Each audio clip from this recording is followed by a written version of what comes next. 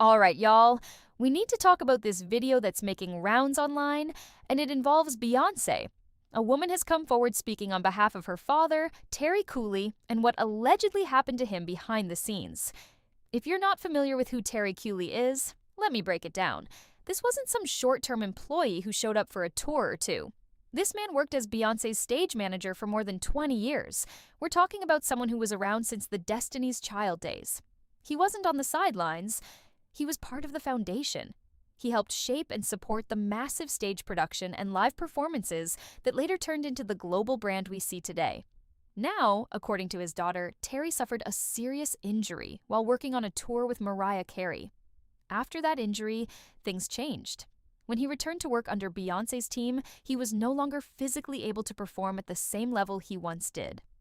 And because of that, he was eventually let go. What makes this situation hit harder is the level of trust and importance Terry had. This wasn't just a replaceable role. He was deeply respected and closely involved. In fact, Beyoncé once highlighted him in a video connected to her tour titled the Mrs. Carter Show World Tour, Go for Terry. That alone shows how valued he was, not just to the production, but on a personal level too. So before I give my thoughts on all of this, I want you guys to hear exactly what his daughter shared. Take a moment and really listen. My dad was Beyoncé's stage manager and production manager for over 20 years. You can look him up. His name is Terry Cooley. And this is him. This is also him. This is back in 2013. This is a meme that went viral on TikTok, on Twitter a long time ago of him. And this is him. And this is actually, I'll link it in the bottom. This is actually a short film that Beyoncé had her team make. It's about 2.5 minutes. I encourage you guys to go watch it. It'll really substantiate what I'm about to say. But it was about the work. It's called Mrs. Carter Go for Terry. And it's about the work that my dad did with her and did for over 2 decades. And this is my dad. And this is me and my brothers and my mom. And this was at my graduation. And so that's my family. So here it goes. My dad worked for Beyoncé again for a really long time. And throughout those years, he was, the stage production manager. And for those of you who don't know what that position entails, it's everything. She is known for putting on some of the most elaborate, amazing, beautiful tours, concerts ever, and my dad was at the heart of them. There's usually a couple different stage and production managers, one that designs the stage and controls the design of the stage, and then one who oversees the creation of the stage and the actual show, putting on the show, piecing everything together, and that is my dad. He is the heart and soul behind the Beyoncé that you guys know, behind the performances and the shows put on by the Beyoncé that you all know. So around a couple of years before COVID, maybe a year before COVID, my dad, who also tours with other people, whenever Beyonce's not on tour, he's toured with many, many other people. And so at the time, he was doing I believe a residency with Mariah Carey in Las Vegas. And there was an incident where, it's kind of complicated, but essentially he collapsed and he was having some issues with his neck, some impinged nerves. They had to take him to the hospital. He had to be taken off the residency. He came home. He ended up having to get surgery. It was a pretty big deal.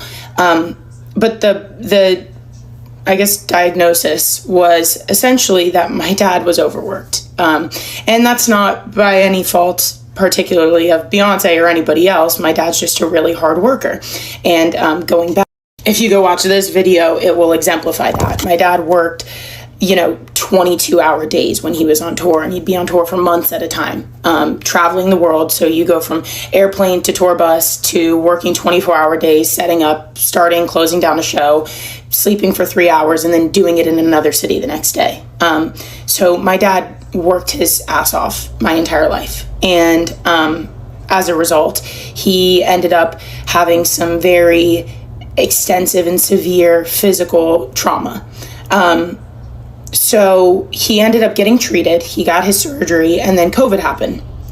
And when COVID happened, there were no tours, and my dad got paid on a as work basis. So when there's no tours, there's no money.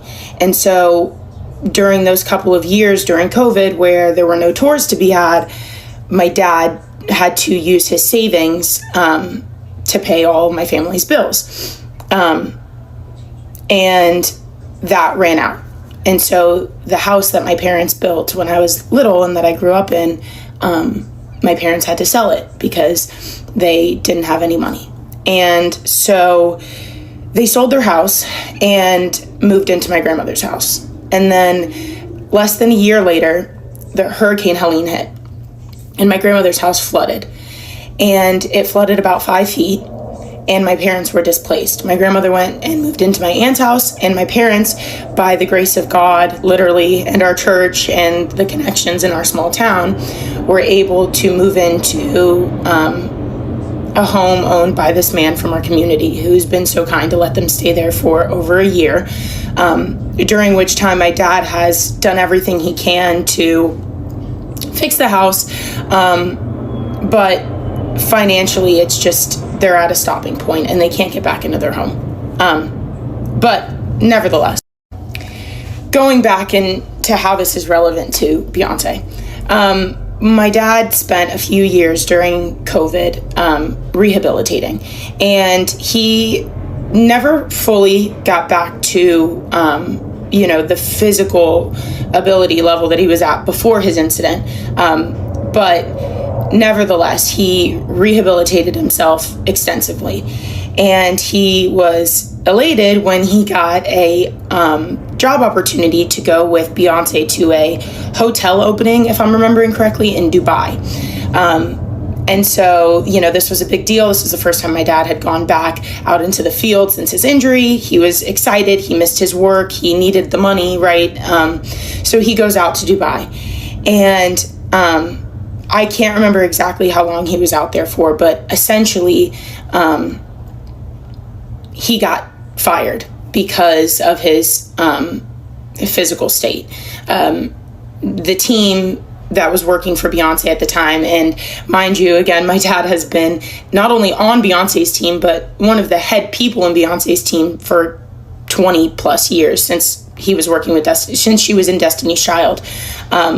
They decided that he just wasn't keeping up enough because he couldn't walk fast enough and he couldn't move quickly enough, even though, there are plenty of positions that they could have given him where he could sit behind a desk and help design the stage, or, have fewer, maybe not be expected to work 24 hours straight, right? But rather than make accommodations, they made the determination to let him go.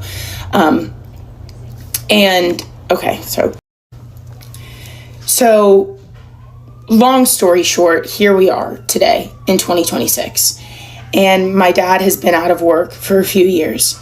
And they being my mom and dad, have hit a financial wall that my brothers and I can only help so much with, because this is the American economy, right? We have to take care of a million things. And